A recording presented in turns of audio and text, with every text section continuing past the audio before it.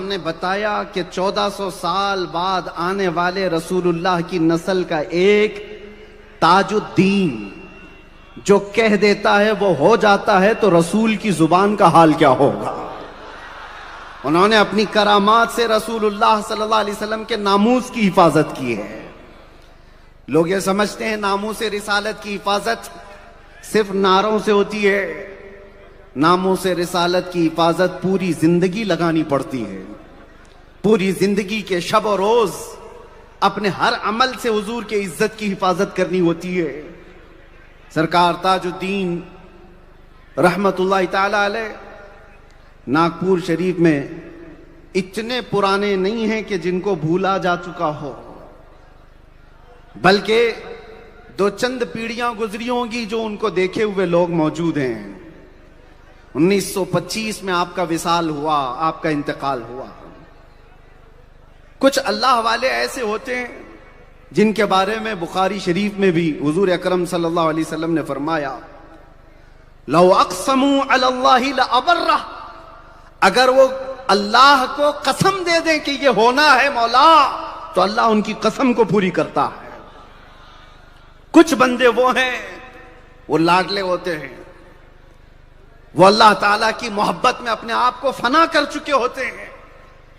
گفتہ وہ گفتہ خدا بوت گرچہ از حلقو میں عبداللہ بوت، فارسی میں کہا جاتا ہے بندہ اللہ تعالیٰ کی یاد میں اپنے آپ کو کبھی اتنا فنا کر دیتا ہے کہ زبان اس کی ہوتی ہے، کلمہ اللہ کا ہوتا ہے، ہاتھ اس کا ہوتا ہے، پکڑ اللہ کی ہوتی ہے۔ اسی لیے میرے عزیزو، ان اولیاء کے آستانوں سے دشمنی کرنا چھوڑ دیں۔ کچھ وہ فرقے بھی ہیں جنہوں نے جا جا کر کے رپٹ لکھوائی ہمارے بارے میں، میں جانتا ہوں، مسلمانوں کی بات کر رہا ہوں۔ اولیاء کرام کے متعلق دلوں میں نفرت پالتے ہیں، دشمنی پالتے ہیں ان مزارات کے خلاف، اور سنیوں کی ایک بڑی جماعت کو قبر کے پوجنے والے کہہ کر کے ان کو مشرک اور بدعتی کہہ کر کے ایک سائیڈ کرتے ہیں۔ عقل کا استعمال کرو۔ نبیوں کے بعد اس امت کا رہبر کون ہے؟ انسانیت کا، مخلوق کا رہبر کون ہے؟ رسول اللہ صلی اللہ تعالی علیہ وسلم کے وصال کے بعد قیامت تک کون اس امت کی رہبری کرے گا؟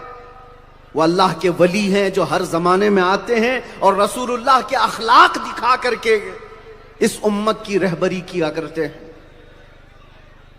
اور کچھ اولیاء کرامات سے، کچھ اولیاء اپنے علم سے، اپنے تقوی سے، اپنی زبان سے اس امت کی رہبری قیامت تک ہوتی رہے گی۔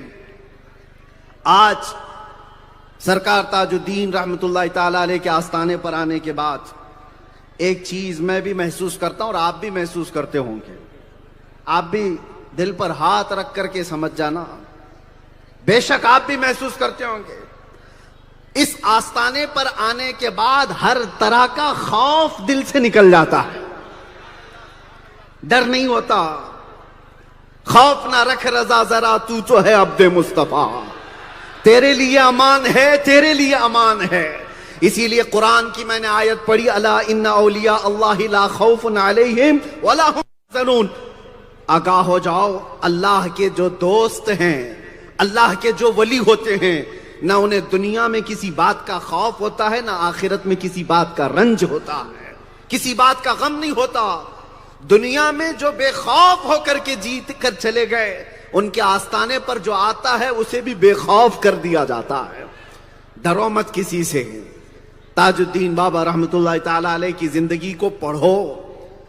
اکثر سنیوں کا حال یہ ہے کہ مزارات پر غلاف، چادر، گاگر اور پھولوں تک ہی رہ گئے۔ کبھی اٹھا کر کے ان کی سیرت بھی پڑھ لیا ہوتا تو ایمان تازہ ہو جاتا، کبھی ان کی تاریخ کو پڑھ لیتے تو بہت ساری اصلاح خود بخود ان کی تاریخ سے تمہیں مل جاتی، اپنے بھی اور غیر بھی۔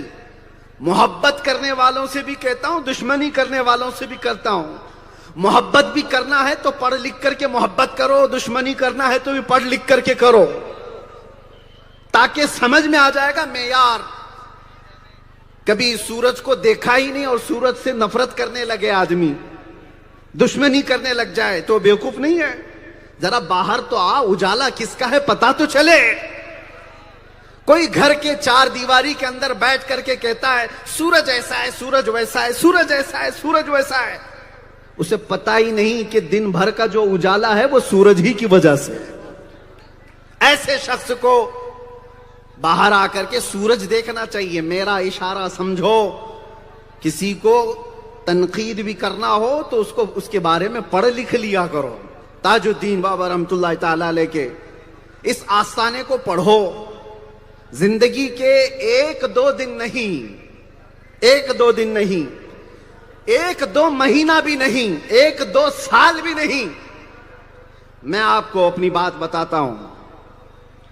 جیل کے اندر جو قیدیوں کو سب سے زیادہ کسی بات کا ڈر ہوتا ہے، تکلیف ہوتی ہے، تو کس بات کی جانتے ہیں؟ کھانے پینے میں بھی سب چیزیں مل جاتی ہیں، ارے بہت کچھ بھی مل جاتا ہے، لیکن ہر جیل میں ایک یارڈ ہوتا ہے جہاں پر مانسک سنتولن جو کھو جاتے ہیں نا، جن کا دماغی توازن خراب ہو جاتا ہے، پاگل ہو جاتے ہیں، ان پاگلوں کو ایک یارڈ میں رکھا جاتا ہے، ان کا ڈپارٹمنٹ ہی الگ ہے۔ اور قیدیوں میں سے اگر کوئی بدماشی کرے تو پاگلوں کے ساتھ اسے 2 دن رکھ دیتے ہیں، بس کافی ہے، وہ سزا ہے جیل کے اندر بھی۔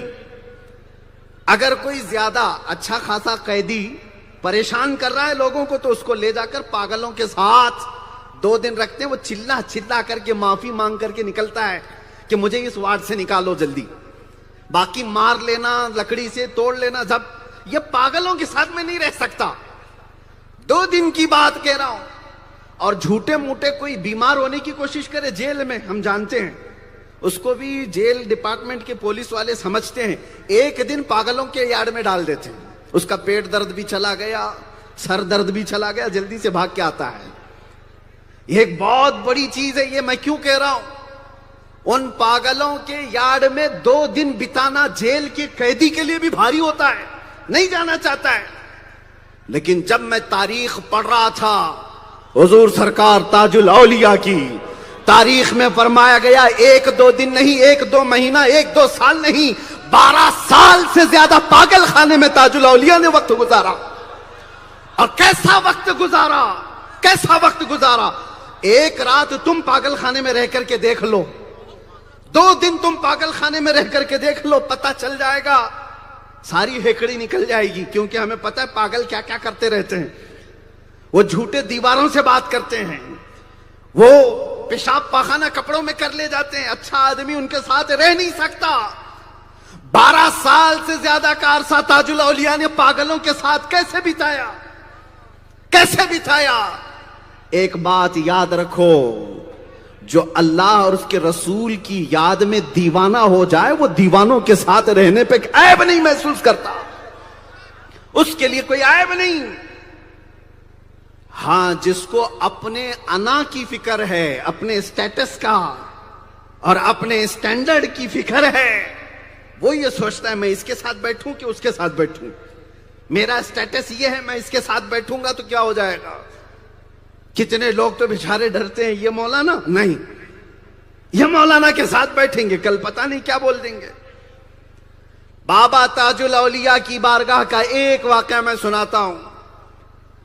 جس وقت یہ راجہ رگھو جی راؤ کے گھر پر قیام کیا کرتے تھے محل میں، یہ بھی تاریخ کا حصہ ہے، جب بھی بیان کرے تو یہ بیان کرنا پڑے گا۔ اللہ کا ایک ولی راجہ رگھو جی راؤ کے گھر رہتا تھا، اور 1-2 دن نہیں کئی سال قیام کیا۔ نواب، رئیس، بڑے بڑے لوگ بھی آیا کرتے ملنے کے لیے، علماء بھی آتے، سب آتے تھے، اپنی اپنی نیازیں حاصل کرتے، اپنی ضرورتیں۔ لیکن اس زمانے میں ایک خاتون ایسی تھی،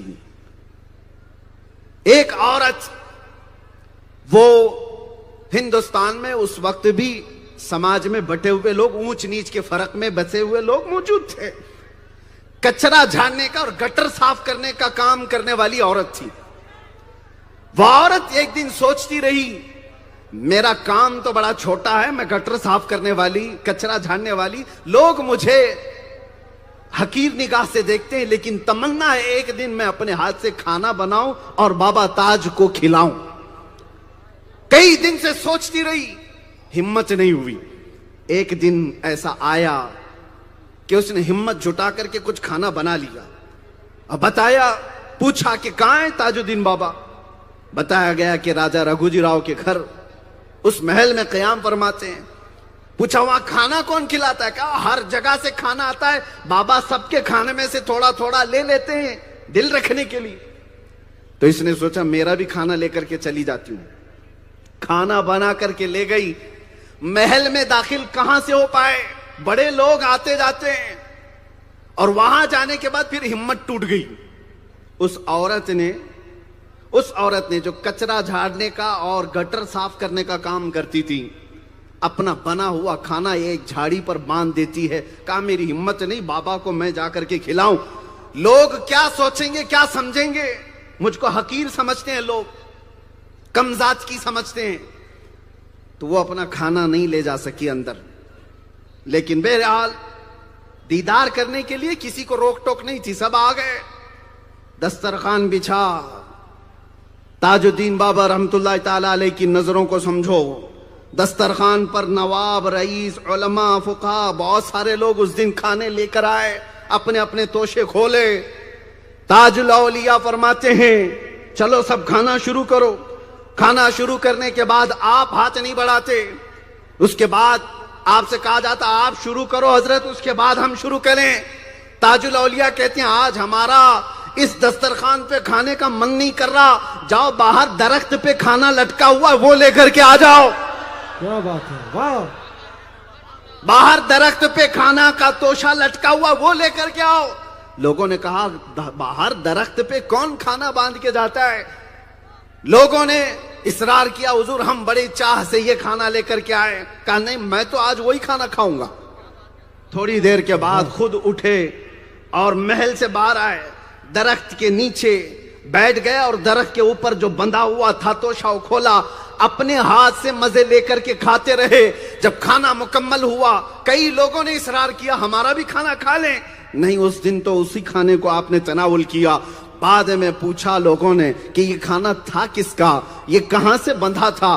تو وہ خاتون آگے بڑھ گئی اور کہا اگر میں نہ بتاؤں تو شاید یہ راز راز ہی رہ جائے، میں گٹر کا کام کرنے والی، کچرا جھاڑنے والی عورت، دنیا مجھے کمتر سمجھتی ہے، حقیر سمجھتی ہے، لیکن چاہت تو میری بھی تھی کہ میں اپنے ہاتھ سے بابا کو کھانا کھلاؤں۔ بڑی چاہ سے میں آج کھانا بنا کر کے لائی تھی، لیکن ہمت نہیں ہوئی۔ بڑے بڑے رئیسوں کے دسترخوان پر میرا کھانا کیا معنی رکھتا ہے، لیکن اللہ والا سچ نگاہ سے دیکھو تو وہ رسول اللہ کی یاد تازہ کر دیتا ہے۔ مدینے کی یاد تازہ کیا تاج الاولیاء نے۔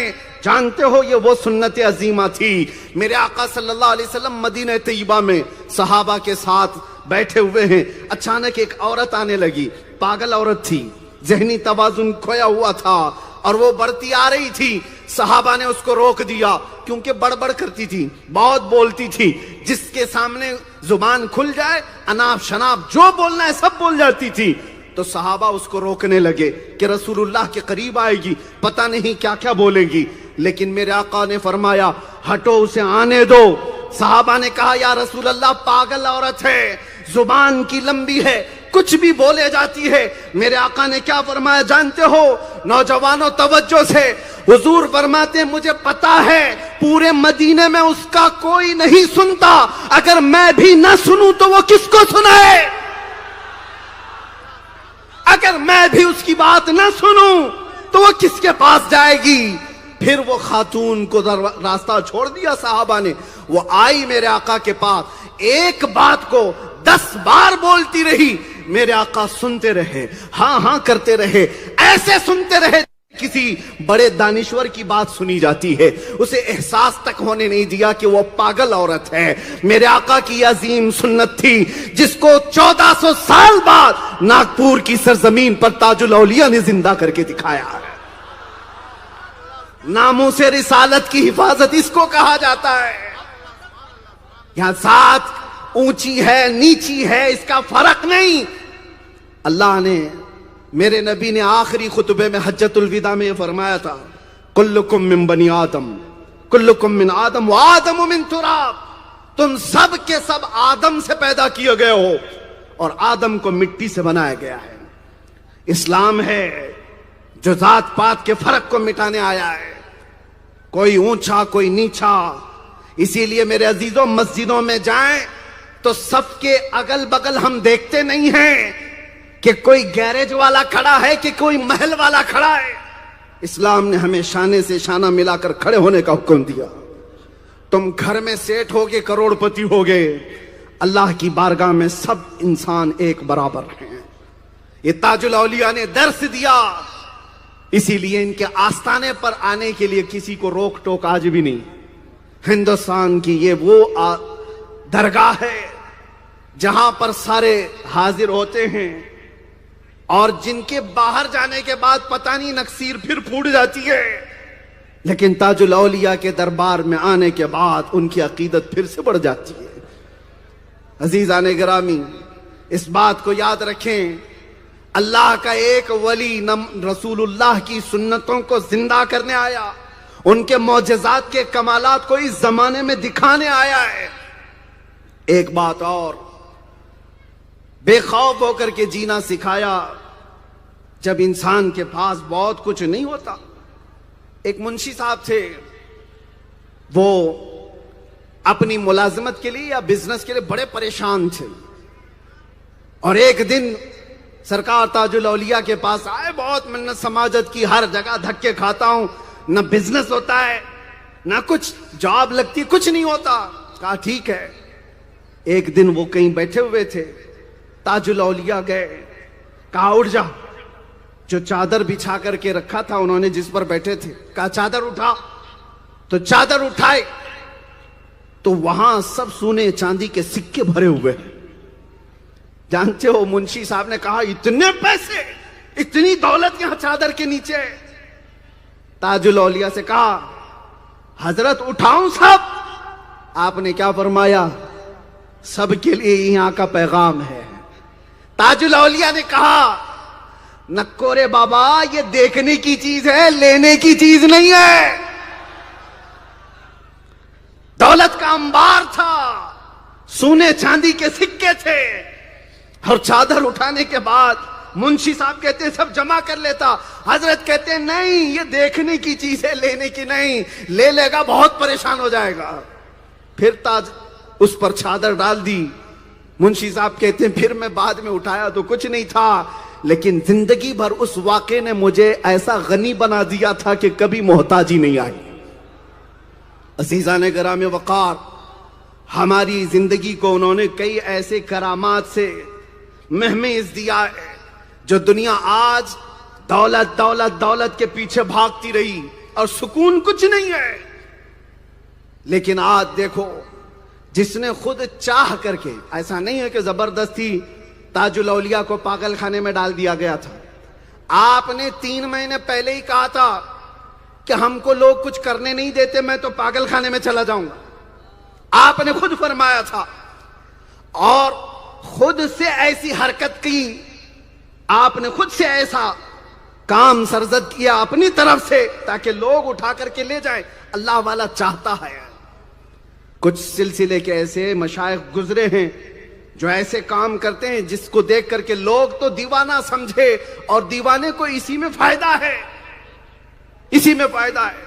लेकिन बात यह है कि पागल खाने के जो इंचार्ज थे, उसमें जो डॉक्टर थे, सर्जन थे, सबों ने देखा है आपका दरवाजा बंद करके चले जाते। कैदियों को बंद करना अलग है, पागलों को बंद करना अलग होता है। वहां पर तो इनको गोलियां देनी है, उनको सब कुछ संभालना होता है। ताजुल औलिया को दरवाजा बंद करके आते और लोग कहते हैं कि हमने ताज बाबा को कभी ताजाबाद में देखा, कभी कामटी में देखा। लोग आ करके कहते, और वो डॉक्टर साहब पागल खाने के परेशान रहते, हम ताला लगाते हैं और लोग कहते हम बाहर देख रहे हैं। एक बात मैं आपको बताता हूं, एक साहब है, वो हज पर गए हुए थे। जबल अरफात में एक बुजुर्ग को देखा। वो साहब ने पूछा आपका नाम क्या है? तो बुजुर्ग ने कहा हमको ताजुद्दीन कहते हैं। کہاں رہتے ہیں آپ؟ کہا ناگپور میں رہتا ہوں ہندوستان میں. پاگل خانے پر پاگل خانے کے پاس ایک جھوپڑی ہے میری, میں اس جھوپڑی میں رہتا ہوں. وہ حاجی کے دل میں بس اتنا جملہ اثر کیا. اللہ والے کو دیکھنے کے بعد بہت سارے لوگ اپنا دل دے بیٹھتے ہیں, جس کا دل پاک ہو.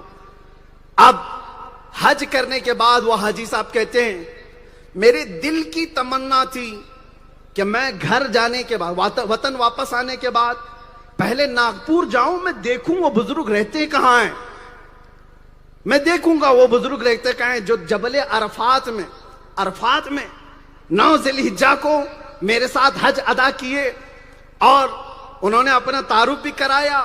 میں چاہتا ہوں ایک بار ناگپور جاؤں اور وہ پاگل خانے کی جھوپڑی کہاں ہے دیکھ لوں, کیا صحیح میں وہ بزرگ یہاں رہتے ہیں. وہ حاجی صاحب حج کر کے واپس آئے, اپنے گاؤں نہیں گئے, ناگپور آئے.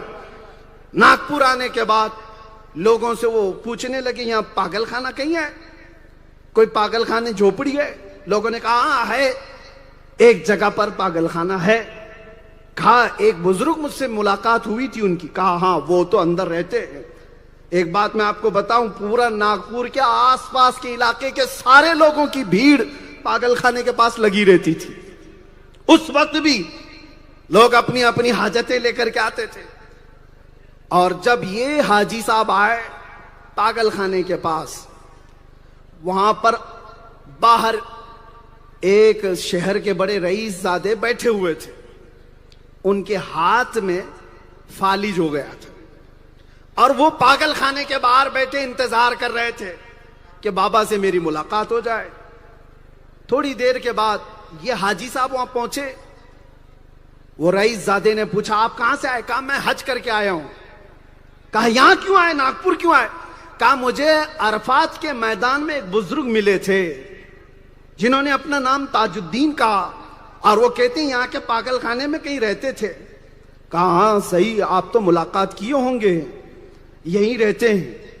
اتنے میں پاگل خانے کے جو انچارج ڈاکٹر صاحب تھے دروازہ کھولے, تاج الاولیاء کو پاگل خانے سے باہر آتے ہوئے یہ حاجی صاحب نے دیکھ لیا. دیکھا, بڑھ کر کے ہاتھ چومے اور کہا آپ میرے سے پہلے یہاں آ گئے, میں تو حج کر کے لوٹا, ابھی مجھے وقت ہو گیا, آپ حج کر کے جلدی واپس آ گئے. تو تاج الاولیاء نے کہا ذرا دیر کے لیے زبان بند کرنا بابا.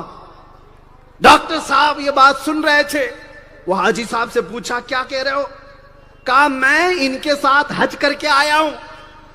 ڈاکٹر صاحب کہتے ہیں کیسے حج کر کے آیا؟ پچھلے 1 مہینے سے ان کا دروازہ ہی نہیں کھلا.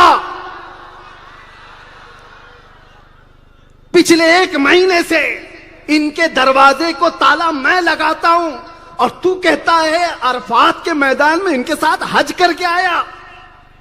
تھوڑی دیر گزری, تاج الاولیاء مسکراتے ہوئے دونوں کے بیچ میں آئے.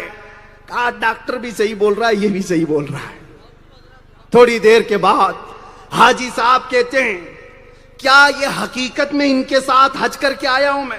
اور ڈاکٹر صاحب کہہ رہے یہ پاگل خانے میں ہی تھے, کون سچا ہے؟ میری آنکھیں جو دیکھی وہ سچ یا یہ جو ڈاکٹر بول رہا ہے یہ سچ؟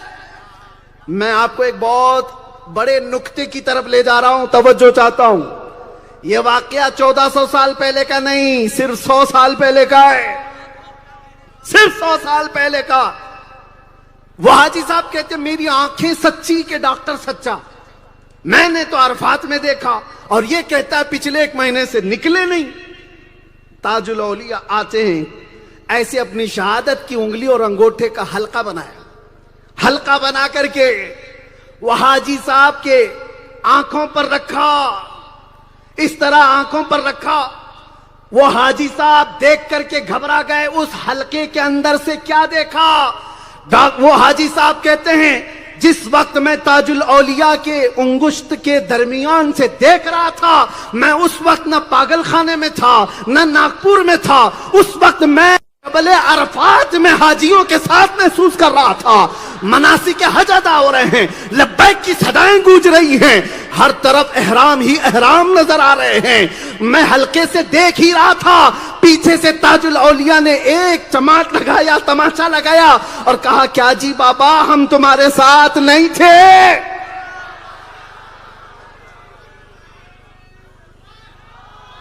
اب توجہ چاہتا ہوں یہ کوئی ڈھکی چھپی ہوئی باتیں نہیں. جو حج کیا ہوا حاجی وہ بھی دیکھا ہوا بیان کر رہا ہے. اور تاج الاولیاء کو گزرے ہوئے کئی ہزاروں سال نہیں ہوئے, 1400 سال بعد ناگپور کی سرزمین پر بیٹھا ہوا رسول اللہ کی آل کا ایک شہزادہ حسینی سید زادہ اپنی 2 انگشت کے درمیان سے ایک حاجی کی آنکھوں پر صرف حلقہ رکھ دے, حاجی ناگپور سے عرفات کو دیکھ سکتا ہے. تو پھر محسوس کرو غریب نواز کی آنکھوں پر جب عثمان ہارونی نے انگلیاں رکھی تھی تو غریب نواز نے پہلا آسمان بھی دیکھا, دوسرا تیسرا بھی, چوتھا پانچواں بھی, چھٹا ساتواں بھی. پیر نے پوچھا تھا عثمان ہارونی نے, معین الدین بتا میری انگلیوں کے بیچ سے کیا نظر آ رہا ہے؟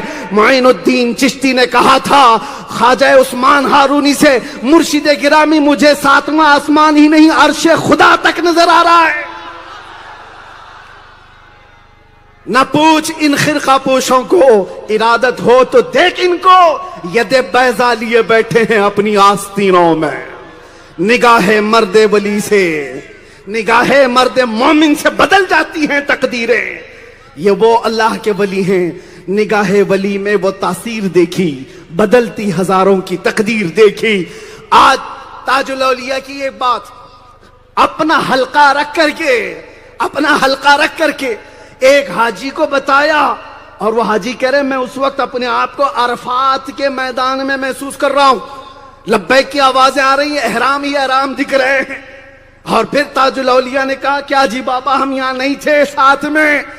اب اس واقعے کے بعد پھر مجھے احساس ہوا 1400 سال کے بعد یہ تاج الدین بابا ناگپور میں ایسی کرامت کیوں دکھانے آئے, یہ لوگوں کو ایسی کرامت کیوں دکھا رہے ہیں.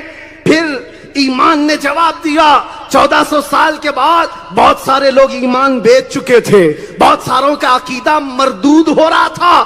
تب تاج الاولیاء نے دکھایا او عقل کے اندھو دیکھو, مجھ جیسا مجذوب پاگل خانے میں بیٹھ کر کے انگلیوں کے بیچ سے ناگپور سے مکہ پہنچا سکتا ہے تو وہ رحمت للعالمین جس پر نظر ڈالے, کیا وہ ابو بکر صدیق نہیں بن جائے؟ کیا وہ عمر فاروق نہیں بن جائے؟ جس پر نظر ڈالے وہ عثمان ذو النورین نہ بن جائے؟ جس پر نظر ڈالے وہ علی حیدر کرار شیر خدا نہ بن جائے؟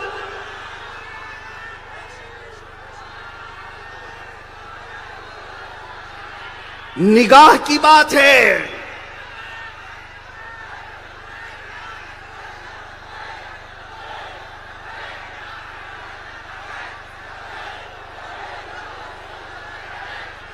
چودہ 1400 سال کے بعد اپنی کرامت سے بتایا کہ تم آج کے اس ولی کی طاقت دیکھ رہے ہو اور رسول اللہ کی طاقت کا حال کیا ہوگا.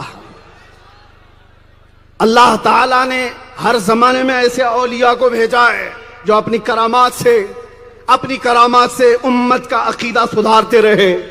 تاج الاولیاء کی کرامات صرف کہانیاں نہیں ہیں جو سن کر کے چلے جائیں, عقیدے کو زندہ کرنے والی کرامات ہیں, عقیدے میں جان ڈالنے والی کرامات ہیں. ایک بار تاج باغ میں, اب سنیے, تاج باغ میں ایک صوفی صاحب ہیں, وہ کہتے ہیں کہ میں اپنی دکان کے سامنے, حلوائی کی دکان کے سامنے بیٹھا تھا, تاج بابا گزر رہے تھے, یکا گاڑی اس دن آئی تھی, بیل گاڑی, گھوڑا گاڑی, اس سے جا رہے تھے تو اچانک گاڑی کو بابا نے روک دیا اور کہا صوفی صاحب آؤ ہمارے ساتھ, ہم تم کو دوسری مٹھائی کھلاتے ہیں.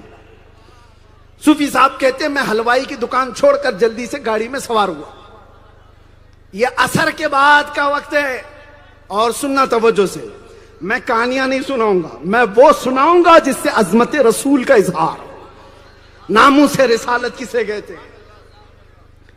صوفی صاحب کہتے ہیں میں یکا گاڑی میں بیٹھ گیا اور تاج بابا گاڑی کو جو ہانکنے والا تھا اس سے کہتے ہیں ہانک اور تیزی سے چلا. عصر کے بعد کا وقت ہے. صوفی صاحب کہتے ہیں اچانک ہم ایک محلے میں آئے, میں تو ناگپور کا پیدا ہوا, ناگپور میں میری جوانی گزری, جس محلے میں آیا وہ محلہ ناگپور کا ہے ہی نہیں. یہ گاڑی اچانک کہاں آ گئی؟ تو دیکھا تاج بابا ایک جگہ رکے گاڑی میں اور مٹھائی کی دکانیں تھی. گورے چھٹے لوگ، اونچے چوڑے لوگ وہاں پر موجود ہیں. تاج بابا ان سے بات کر رہے ہیں. صوفی صاحب کہتے ہیں مجھے بات بھی نہیں سمجھ میں آ رہی، وہ پشتو زبان میں بات کر رہے ہیں. پشتو زبان افغانستان کی کندھار کی زبان ہے. کئی لوگوں سے ملاقات کیا، کندھاری لوگوں سے بات کیا، اس سے بات کیا، اس کی خیریت پوچھی، اس سے کیا، اس کی خیریت پوچھی، دکانیں دیکھا اور اس کے بعد مٹھائی کھلائی. صوفی صاحب سے کہا جلدی چلو مغرب کی اذان کا وقت ہو رہا ہے. کندھار کے لوگوں سے ملاقات اور واپس جب وہ یکا گاڑی پہنچی تو صوفی صاحب کہتے ہیں میں تاج باغ میں تھا، مغرب کی اذان ہو رہی تھی. تاج آباد شریف میں تھا، مغرب کی اذان ہو رہی تھی. میں نے لوگوں سے پوچھا کہ فلاں فلاں علاقہ کہاں ہوتا ہے، ایسے ایسے لوگ کہاں ہوتے ہیں. لوگ کہتے ہیں یہ تو افغانستان کے کندھار کی بات ہے جہاں تم عصر سے مغرب کے بیچ میں جا کر کے بھی آ گئے. بعد میں جب پتا چلا تو صوفی صاحب تلاشتے ہوئے تحقیق بھی کیے کہ حقیقت میں گیا بھی تھا کہ نہیں. وہ سفر کر کے گئے بھی، علاقہ ڈھونڈا بھی، مٹھائی کی دکان بھی ملی، لوگ بھی ملے. کہا ایسا کیسے ہو سکتا ہے کہ میں ناگپور میں عصر سے لے کر مغرب کے بیچ میں اور نکلوں اور کندھار جا کر کے واپس آ جاؤں. واپس آئے تو صوفی صاحب بیٹھے ہوئے تھے. تاج الاولیاء کیا کہتے ہیں سنو. تاج الاولیاء کہتے ہیں لوگوں کو سمجھ میں نہیں آتا رسول اللہ معراج میں کیسے گئے، کیسے آئے. صوفی صاحب کہتے ہیں میں سوچتا تو تھا کہ رسول اللہ کی معراج کا واقعہ اتنا لمبا ہوتا ہے کہ جبرائیل آئے براق لے کر مکہ گئے، مکہ سے بیت المقدس، آسمانوں کا سفر، جنت دیکھا، دوزخ دیکھا، عرش، کرسی، لوح قلم، خدا سے باتیں کی، واپس آئے، موسیٰ علیہ السلام سے ملاقات. ارے بیان کرنے میں اتنا وقت لگ جاتا ہے اور رسول اللہ کا سفر 1 منٹ سے کم میں ہو گیا تھا. صوفی صاحب کہتے ہیں میں دل میں یہ بار بار سوچتا تھا اتنا لمبا سفر کیسے ہو سکتا ہے. ایسا نہیں کہ انکار کرتا تھا، دماغ میں خیال آتا تھا کہ کیسے ہوا ہوگا رسول اللہ کا سفر. روز یہ سوچتا تھا اور عصر کے دن بیٹھا تھا. تاج الاولیاء آئے، اٹھائے، یکا گاڑی میں بٹھایا اور عصر سے مغرب تک کندھار افغانستان کی سیر کرا کر واپس لے آئے اور بتایا 1400 سال بعد رسول اللہ کا ایک بیٹا عصر سے مغرب کے بیچ کندھار جا کے آ سکتا ہے تو یہ جس کے خون کا اثر ہے اس سید عالم کے سفر کا حال کیا ہوگا.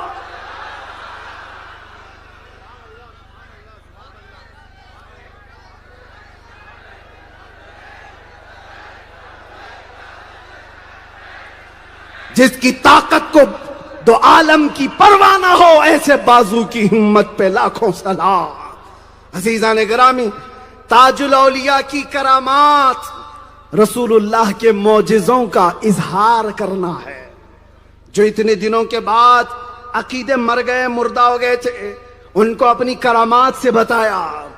آج بھی میں کہتا ہوں کچھ کھوٹے سکے ہوں گے اگر تو تاج الاولیاء کے آستانے پر آ کر بیٹھ جائیں، تمہارے عقیدے میں انشاءاللہ پھر سے شفا مل جائے گی. جو انکار کرتے ہیں یہ سب سنی لوگ کہانیاں سناتے ہیں. ارے کہانیاں نہیں ہیں. آؤ دربار میں، آستانوں میں، یہاں پر 1-2 آدمی کہانی سنا کر چلے جائے تو بات الگ ہے. یہاں تو سنانے والے اپنے بھی ہیں اور دوسرے بھی ہیں جنہوں نے دیکھا. اس لیے کہ تاج الاولیاء کی کرامات صرف مسلمانوں کے ساتھ نہیں تھی، ہندوؤں کے ساتھ بھی تھی. ان کی بھی ضروریات پوری ہوتی تھی، انہوں نے بھی دیکھا ہے اور وہ بھی اعتراف کرتے ہیں، آج بھی اعتراف کرتے ہیں تاج الاولیاء کی عظمت کا. لیکن ایک حیرت کی بات ہے، ناگپور کے ہی نہیں ہر علاقے کے اکثر ہندوؤں میں تاج الاولیاء کی عقیدت ہے اور محبت ہے اور عظمت ہے. وہ کیسے کوڑ مریض ہیں جو ٹوپی بھی پہنتے ہیں اور داڑھی بھی رکھتے ہیں اور تاج الاولیاء سے نفرت کرتے ہیں. کیسے عقیدے کے بیمار لوگ ہیں. ان لوگوں کو صرف ایک حدیث کافی ہے جو اللہ کے نبی نے فرمایا. اللہ خود فرماتا ہے من عادی لی ولیا فقد آذنتہ بالحرب. جو میرے کسی ولی سے دشمنی کرتا ہے میں اس کو اپنے ساتھ جنگ کا اعلان کرتا ہوں. اللہ فرماتا ہے جو اللہ کے ولیوں سے دشمنی کرتا ہے وہ اللہ کے ساتھ جنگ کر رہا ہے. تو پھر بچے گا کہاں؟ کیا بچے گا؟ میرے عزیزو اب سمیٹتے ہوئے باتیں ایک اور میں کہوں گا. تاج الاولیاء اپنی زندگی کو جذب کے جن ایام میں گزارا ہے. اللہ کا ایک ولی جب اپنے آپ کو فنا کر لیتا ہے نا تو اس کی زبان ایسی ہو جاتی ہے کہ زبان اس کی رہتی ہے کلمہ اللہ کا ہوتا ہے. جو بولتا ہے وہ ہو جاتا ہے, جو کرتا ہے اس میں اثر ہوتا ہے. ایک جگہ پر تاج الاولیاء گئے, کھیتی باڑی والے وہاں کے پریشان تھے, قحط سالی تھی, بارش نہیں کئی زمانے سے. ہر کوئی کسان آ رہا ہے کہہ رہا ہے بابا بارش کے لیے دعا کر دو. آپ بیٹھے, دیوانہ اکثر ایسے کام کرتا ہے جو عقلوں میں آتے نہیں. تاج الاولیاء کہتے ہیں لکڑیاں جمع کرو, آگ لگاؤ. پانی کا اس سے کیا تعلق ہے؟ پانی کا کیا تعلق ہے؟ لیکن توجہ, کسان وہی کرتے رہے جو بابا کہتے رہے. تھوڑی دیر کے بعد بابا نے ایک لوٹا پانی منگوایا اور اس آگ میں پانی ڈالنے لگے. پانی ڈالنے لگے تو آگ بجھ نہیں رہی تھی بلکہ وہ پانی کے بخار بن کر کے آسمان کی طرف اڑ رہی. اور کہا یہ نیاز مندانہ باتیں ہوتی ہیں, محبوبانہ انداز ہوتا ہے, محبوبانہ انداز ہوتا ہے. پانی ڈالتے ڈالتے آگ میں پھر آسمان کی طرف دیکھا اور کہا دیکھ مولا, آگ لگی میرے پانی سے تو بجھتی نہیں, تیرے پانی سے تو بجھا دے. میرے پانی سے تو بجھتی نہیں, تیرے پانی سے تو بجھا دے. اتنا کہنا تھا کہ کسان کہتے ہیں ابر چھا گیا, ہر جگہ جھما جھم بارش شروع ہو گئی, ہر جگہ بارش تھی. یہ نیاز مندانہ انداز, یہ محبوبانہ انداز ان اللہ والوں کا ہوتا ہے. اسی لیے میں بخاری شریف کی حدیث آپ کو بتایا.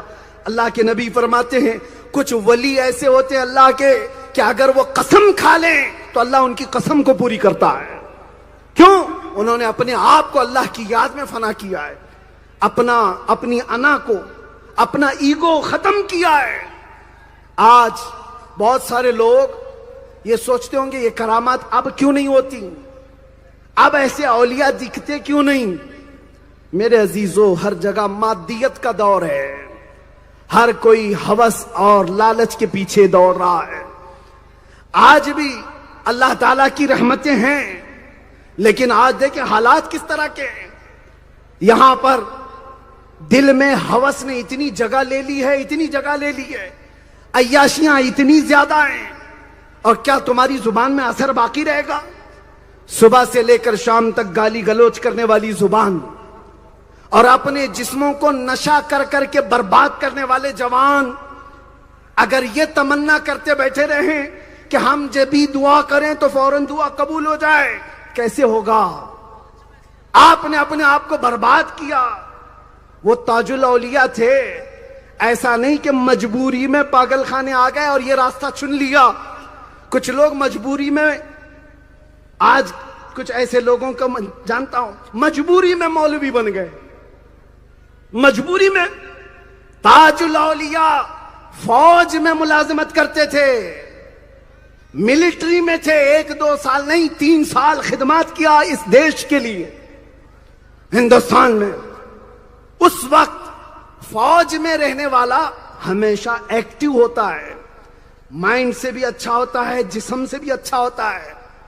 فوجی کا پاگل ہونا آسان بات نہیں, لیکن آپ فوج کی ملازمت کو ترک کر کے ساگر میں آپ نے چلہ کشی شروع فرمائی تھی, مجاہدے کرنے لگ گئے. آپ کے گھر والے سمجھانے آ گئے تھے, پھر بھی آپ اس راستے پر چلتے رہے.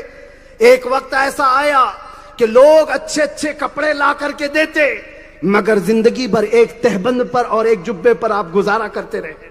ایک تہبند اور ایک جبہ، جس نے دنیا سب چھوڑ دیا ہے، تو کیا اس کی زبان میں اثر نہیں ہوگا؟ آپ کو میں ایک مثال سے سمجھاتا ہوں.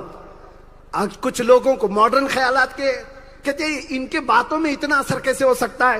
بارش ہو جائے، اولاد ہو جائے اور مال مل جائے، ایسا کیسے ہوتا ہے؟ سنو، موسیٰ علیہ السلام کے زمانے کی ایک عورت تھی، بچے نہیں تھے اس کے، وہ دعا کرانے کے لیے گئی تھی، اور موسیٰ علیہ السلام نے دیکھا لوح محفوظ میں بچے لکھے ہوئے نہیں ہیں. کہا جا صبر کر لے، تیری قسمت میں بچے نہیں ہیں. وہ جا رہی تھی، راستے میں ایک درویش بیٹھا ہوا تھا، ایک مرد کلندر درخت کے نیچے. پوچھا روتی بیوی کہاں جا رہی ہے؟ کہا بچے نہیں ہیں، مایوس ہوں، اور گئی تھی میں دعا کروانے کے لیے. انہوں نے لوح محفوظ دیکھا، لوح محفوظ میں بھی 3 قسم کی تقدیریں لکھی ہیں. تقدیر مبرم ہے، شبہ مبرم ہے، اور تقدیر معلق ہے. میں تقدیر معلق کی بات کر رہا ہوں. اس عورت کی تقدیر میں بچے لکھے ہوئے نہیں تھے. موسیٰ علیہ السلام نے کہا صبر کر لے جا. وہ عورت کہتی ہے درویش سے، بابا میرے بچے نہیں ہیں، میں اپنی قسمت پہ رو رہی ہوں. بابا نے کہا ٹھیک ہے، جا گھر میں جا، آج رات کو سجدہ کر، خوب رو، اللہ دینے والا ہے. گئی عورت، روئی، دعا کرتی رہی. چند مہینوں کے بعد پتا چلا اس کو حمل ہو گیا، اور گھر میں 9 مہینے کے بعد ہنستا خوشحال ایک بیٹا پیدا ہوا. بچے کی پرورش ہوئی. تھوڑے دنوں کے بعد دوسرا حمل ہوا، دوسرا بیٹا، پھر تیسرا بیٹا، پھر چوتھا بیٹا، پھر 5واں بیٹا. لائن لگی ہے. وہ عورت کے 7 بیٹے ہو گئے. عرصہ گزر گیا، 13-14 سال گزر گئے. ایک دن موسیٰ علیہ السلام وہاں سے گزر رہے تھے. اس عورت کو دیکھ کر پہچان لیا، چند سالوں پہلے میرے پاس آئی تھی اولاد کی بھیک مانگنے. میں نے تو دیکھا تھا اس کی قسمت میں کوئی اولاد نہیں، لیکن یہ کس کے بچے لے کر کھیل رہی ہے؟ اس سے پوچھا بی بی یہ کس کے بچے؟ کہا اللہ کے نبی یہ میرے ہیں. کہا جھوٹ تو نہیں بول رہی؟ کہا نہیں سچ بول رہی ہوں. کہا کیسے؟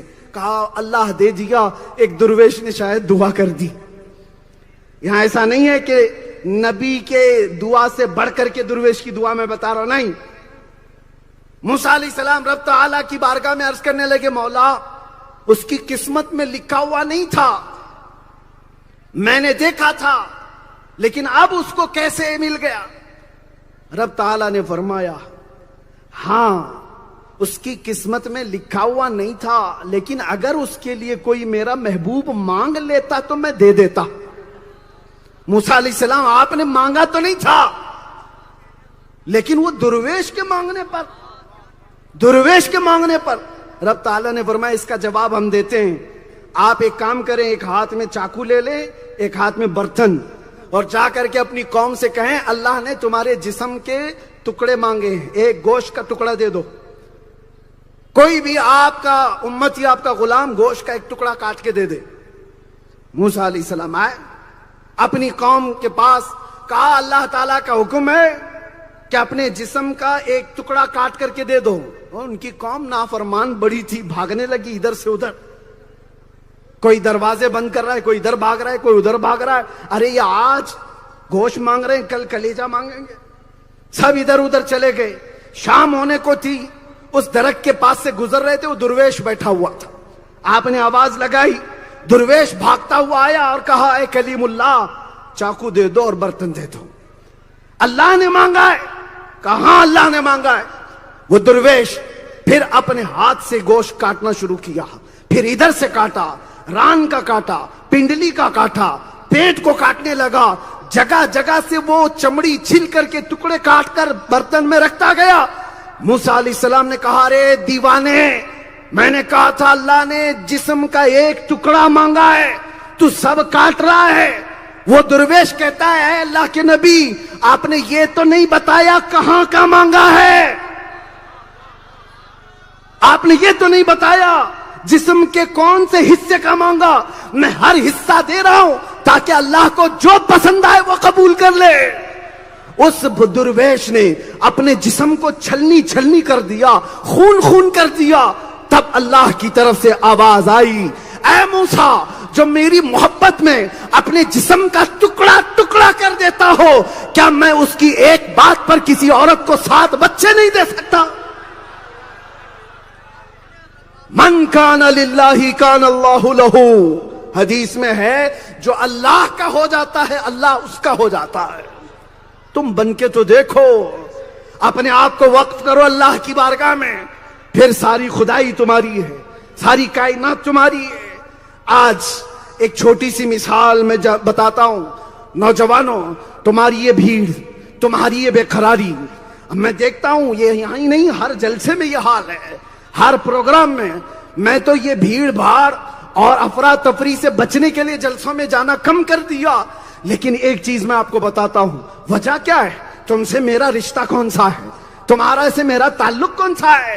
دیکھتے ہی لبیک کے نعرے لگاتے ہو اور پلکوں پر بٹھانے کی بات کرتے ہو، کس وجہ سے؟ دنیا ہزار روکتی ہے لیکن یہ سیلاب رکتا نہیں۔ میں بتاتا ہوں وجہ صرف یہ ہے، ایک بار صرف مصطفیٰ کے قدموں کی عزت کی بات کیا کر دی، مولا نے اٹھا کر کے ہر ایک کی آنکھوں میں بٹھا دیا۔ توجہ، ہر ایک کی آنکھوں میں بٹھا دیا۔ مجھ جیسا نکما آدمی اگر مصطفیٰ کی بات کرے تو وہ ہر ایک کے سر کا تاج بن سکتا ہے، اور جو زندگی اپنی فنا کر دے پھر وہ وقت کا اعلیٰ حضرت بن جاتا ہے۔ اور اسی لیے میں کہتا ہوں اپنی خواہشات کو جب قربان کر دیتا ہے بندہ، اپنی مرضی سے نہیں جیتا، ان کی مرضی سے جیتا ہے، تو پھر وہ قبر میں بھی جاتا ہے تو ایسے لاکھوں پر بیٹھ کر حکومت کرتا ہے۔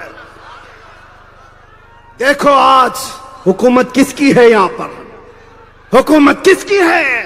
100 سال گزر گئے، اس تاج الاولیاء کی حکومت صرف اور صرف تخت پر نہیں، ہر ایک کے دل پر جمی ہوئی۔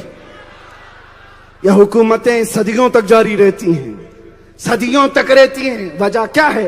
انہوں نے بٹورا نہیں ہے، مال نہیں جمع کیا، جیبوں پر نظر نہیں رکھی، لوگوں کو کاٹنے مارنے توڑنے کے لیے اپنی زندگیاں صرف نہیں کی، اللہ والے ہو گئے، اللہ نے کائنات ان کی بنا دی۔ اور ایک بات لوگ کہتے ہیں نا، وقت کسی کے لیے رکتا نہیں۔ توجہ چاہتا ہوں اے نوجوانوں، وقت کسی کے لیے رکتا نہیں، تھمتا نہیں ہے، لیکن جو اللہ کا ہو جاتا ہے ہر وقت اس کا ہو جاتا ہے۔ کل بھی وقت ان کا تھا، آج بھی وقت ان کا ہے۔ ہم جیسے ہزاروں آئیں گے چلے جائیں گے، وقت ان کا رہے گا۔ ہماری زندگیاں چلی جائیں گی، وقت ان کا ہمیشہ جوان رہے گا۔ 14 صدیاں گزر گئی، حسین اعظم کا تذکرہ ٹھنڈا نہیں ہوا۔ وجہ کیا ہے؟ حسین ہر وقت کا حسین ہے، ہر زمانے کا حسین ہے۔ اسی طرح تاج الاولیاء نے اپنی زندگی قربان کی ہے اللہ کی یاد میں، اپنی خواہشات کو ترک کیا ہے۔ چند خواہشات ہی تم چھوڑ دو، پھر دیکھو یہ آج دنیا جو تمہیں انگلیوں پر نچا رہی ہے، تم ہر جگہ شکایت کرتے ہو کہ ہمیں ایسا مارا جا رہا ہے، توڑا جا رہا ہے، فلاں کیا جا رہا ہے۔ تمہیں مارنے اور توڑنے کی ضرورت ہی نہیں ہے کسی کو، اور رسول اللہ کی یہ امت ہے جس کو کوئی توڑ نہیں سکتا سوائے ان کے آپس کے غداروں میں۔ ہمیں بڑی طاقتوں کی ضرورت نہیں توڑنے کے لیے، مجھے خود پتا ہے۔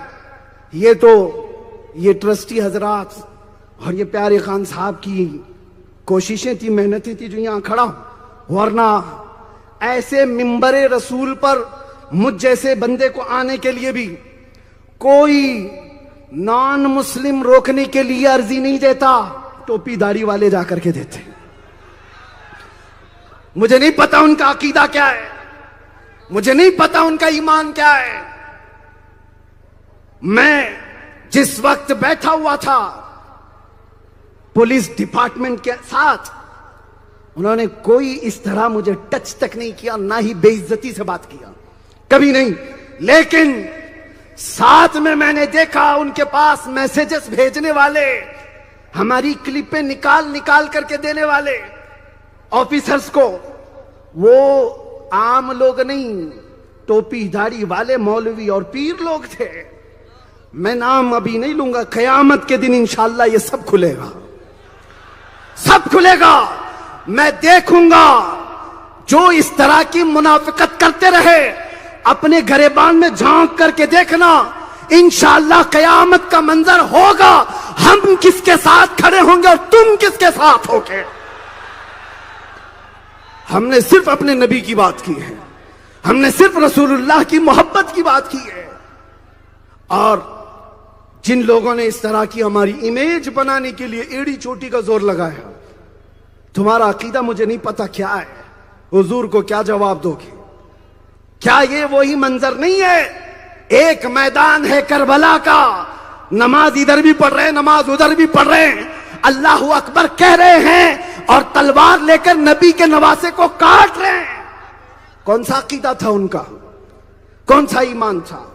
اسی لیے میں آپ سے بھی کہتا ہوں, آپ دوسری طاقتوں سے گھبرائے ڈرے ہوئے مت بیٹھو, کچھ نہیں ہوگا.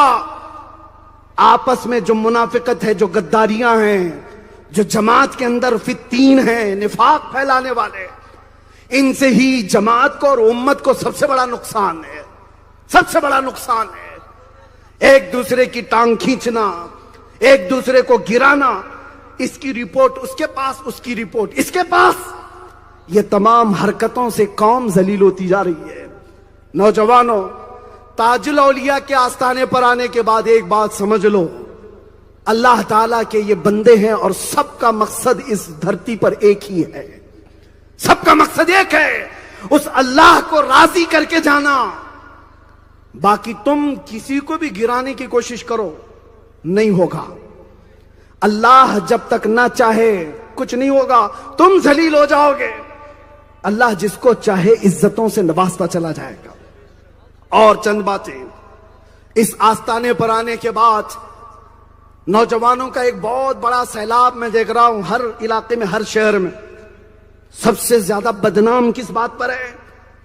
ہم سے کہتے ہیں کئی پولیس والے بھی, مولانا صاحب آپ کی قوم سب سے زیادہ نشہ کرتی ہے, آپ کی قوم نشہ بیچنے میں پکڑی جاتی ہے. ہم نے جیل میں بھی دیکھا, ڈرگز کے کاروبار میں کتنے آئے, کروڑوں کی تجارت کرنے والے. اور یہ وہ امت کی بات میں کر رہا ہوں, اس امت کی بات کر رہا ہوں. رسول اللہ نے تو یہ فرمایا, تمہارے تلووں میں کانٹا بھی چبھے تو اس کا درد مجھے ہوتا ہے. اور اس رسول کی امت اپنے آپ کو تباہ کر رہی ہے اور پوری امت کو تباہ کر رہی ہے. میرے سامنے رمضان کا پہلا دن تھا, رمضان کا پہلا دن تھا.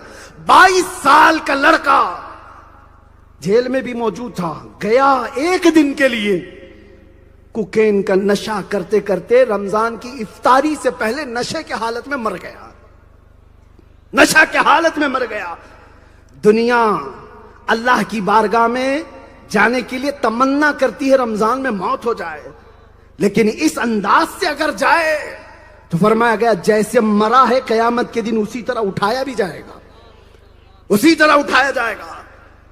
میں نوجوانوں سے کہتا ہوں, تمہاری زبان اللہ کے ذکر کے لیے ہے, نشہ کے لیے نہیں ہے. تمہارے ہاتھ تاش کے پتے اور شراب کی بوتلوں کے لیے نہیں ہے, تمہارے ہاتھ تو اللہ کا کلام اٹھانے کے لیے. زبانوں میں تمہارے نعروں میں اثر کیوں نہیں ہو رہا ہے؟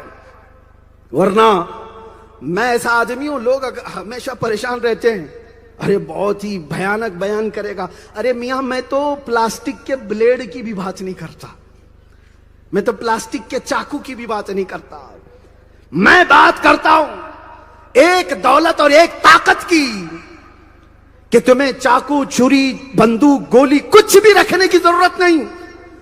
ایک بار تمہارا سینہ عشق رسول سے بھر جائے, پھر دیکھنا تمہارے چلتے پھرتے کتنے کیڑوں کی یوں ہی موت ہو جائے. عشق رسول اپنے دل میں بساؤ. عشق رسول جب کسی کے سینے میں بس جاتا ہے, وہ دنیا کو کھینچ لیتا ہے اپنی محبت میں. دنیا تم سے نفرت نہیں کرے گی. نفرت کرتی ہے تو کس وجہ سے؟ تم کو نشے کے اڈے میں دیکھا, لڑکیوں کے ساتھ غلط حرکتوں میں اگر دیکھا, چوری چکاری میں دیکھا, ٹوپی پہنانے اور دھوکہ دھڑی میں دیکھا, تو دنیا نفرت کرتی ہے. اور پھر یہ سوچتی ہے 1400 سال بعد کے آج کی دوسری قوم وہ میرے نبی کو دیکھی ہوئی نہیں ہے، لیکن اگر وہ ہمارے نبی کو دیکھنا چاہتی ہے تو تمہارے چہرے سے پہچاننا چاہتی ہے کہ محمد الرسول اللہ کیسے تھے۔ ان کو اگر معلوم کرنا ہے تو تمہارے اخلاق سے وہ دیکھے گی۔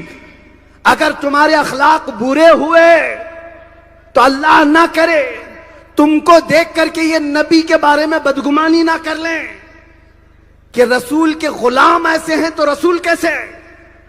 میرے عزیزو، اللہ کا واسطہ دے کر کہتا ہوں، نبی کی محبت اگر رائی کے دانے کے برابر بھی سینے میں موجود ہے، اٹھو آج اخلاق رسول کو زندہ کرو۔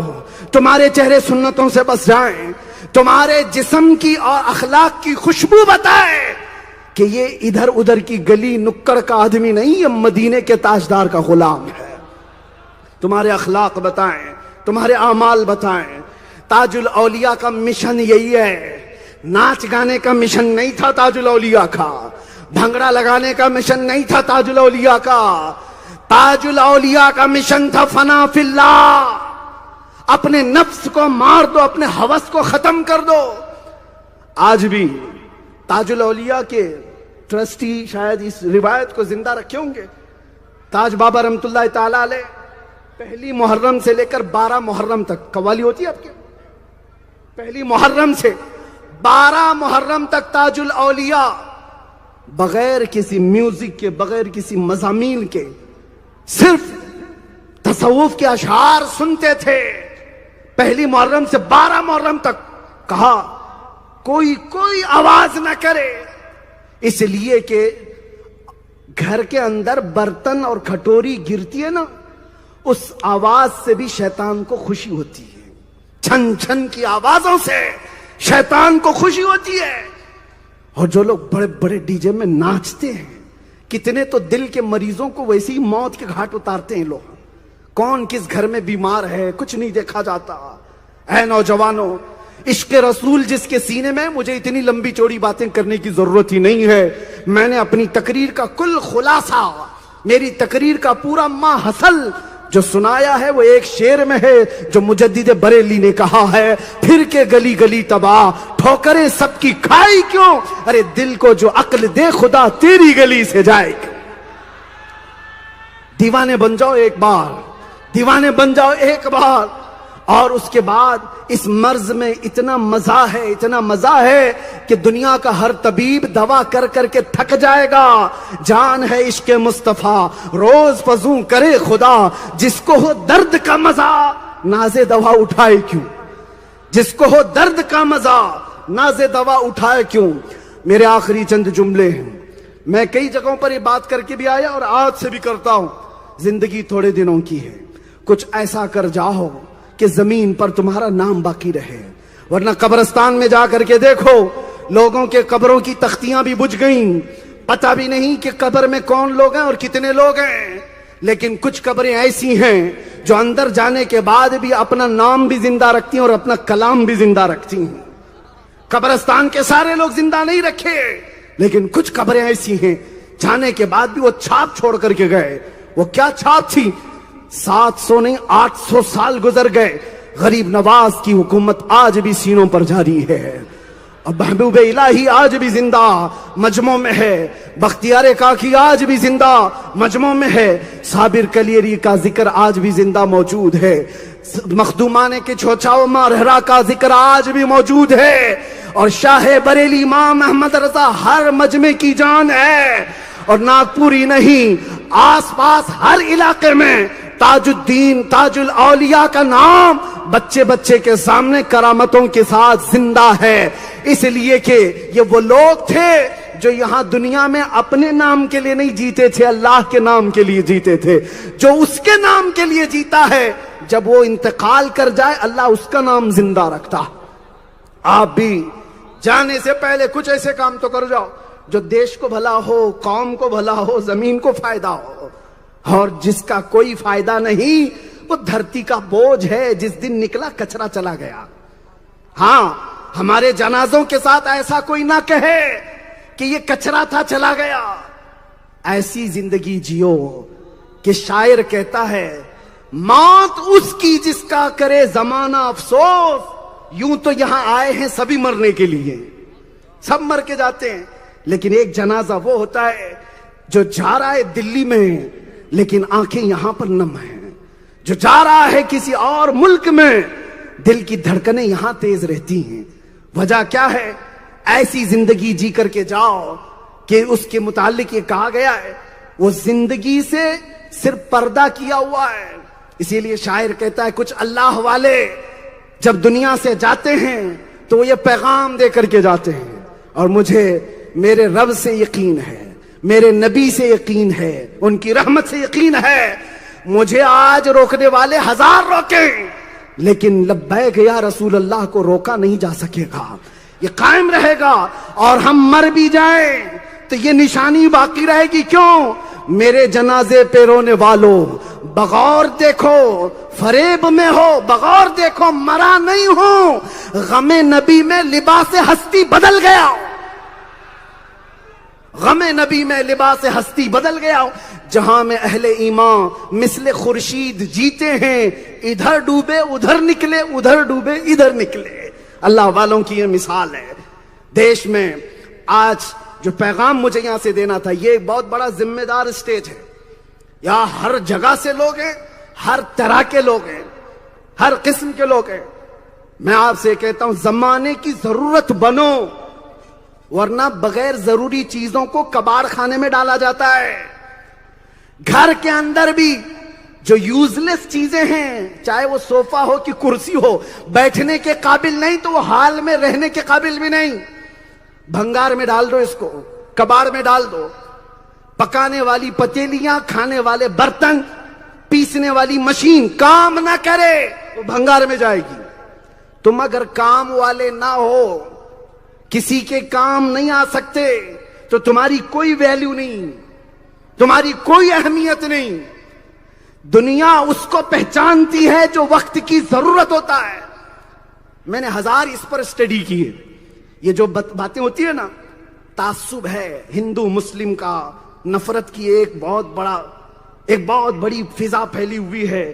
یہ اس سے نفرت کرتا ہے, یہ اس سے نفرت کرتا ہے, ہزار نفرتیں. میں اپنے مطالعے سے کہہ رہا ہوں, چاہے جتنی نفرتیں کوئی کسی سے بھی کر لے, لیکن تمہارے اندر کوئی صلاحیت ہے, تمہارے اندر کوئی قابلیت ہے, نفرتیں ایک طرف ہوں گی, تمہاری ضرورت زمانے کی ایک طرف ہوگی. ہزار نفرتیں ہوں. اے پی جے عبد الکلام وقت کی ضرورت تھا, وقت کی ضرورت. دیش کو پاورفل بنانے کے لیے اپنی محنت کی. یہ نہیں دیکھا گیا کہ پھر اس کی ذات کیا ہے. زمانے کی اور وقت کی جو ضرورت بنتا ہے. یہ جو آج ہم رونا رو رہے ہیں, اتنی ساری جنگوں کا, کہ دنیا بھر میں جو جنگیں ہو رہی ہیں, اتنے لوگ ہیں, وہ ہو رہا ہے, یہ ہو رہا ہے, اسرائیل یہ کر رہا ہے, امریکہ وہ کر رہا ہے. یہ بولنے سے کچھ نہیں ہوگا. پاور, ٹیکنالوجی, علم ان کے پاس ہے. انہوں نے لوہا منوایا, ٹیکنالوجی میں طاقت حاصل کی, وہ زمانے کی ضرورت بن گئے. تم ہزار یہاں بیٹھ کر کوسو, موبائل تو استعمال ان کا ہی کر رہے ہو, کمپیوٹر استعمال ان کا ہی کر رہے ہو, سارا اینڈرائڈ ٹیکنالوجی یوز کر رہے ہو. محتاج بنا دیتا ہے علم لوگوں کو. اسی لیے میں کہتا ہوں جاہل لوگوں کی کوئی عزت نہیں ہوتی. آئے چلے گئے, کوئی یاد بھی نہیں رکھتا, لیکن اس کے پاس علم ہے, ٹیکنالوجی ہے, تو وہ ہر زمانے کی ضرورت بن جاتا ہے, وہ ہر زمانے کی ضرورت بن جاتا ہے. تاج الاولیاء کے آستانے سے میں امت مسلمہ کو یہ درس دینا چاہوں گا, اپنی صلاحیتیں بیدار کرو. تم صرف کھانے پینے اور سونے کے لیے نہیں آئے ہو, تمہاری نمائندگی ڈپارٹمنٹ میں بھی ہونی چاہیے, تمہاری نمائندگی ہر شعبے کے اندر ہونی چاہیے. سسٹم کا حصہ بنو, علم میں کمال حاصل کرو. پھر دیکھو کتنے لوگ نفرت کرتے ہیں. نفرت ہماری جہالت کی وجہ سے ہو رہی ہے, نفرت ہمارے اعمال کی وجہ سے ہو رہی ہے. اور جو بیجا نفرت کرتا ہے وہ الٹے منہ گر جاتا ہے. لیکن اگر تمہارے پاس صلاحیت ہے اور علم ہے, ٹیکنالوجی ہے, تو ایسوں سے دشمنی کر کے وہ خود برباد ہوگا.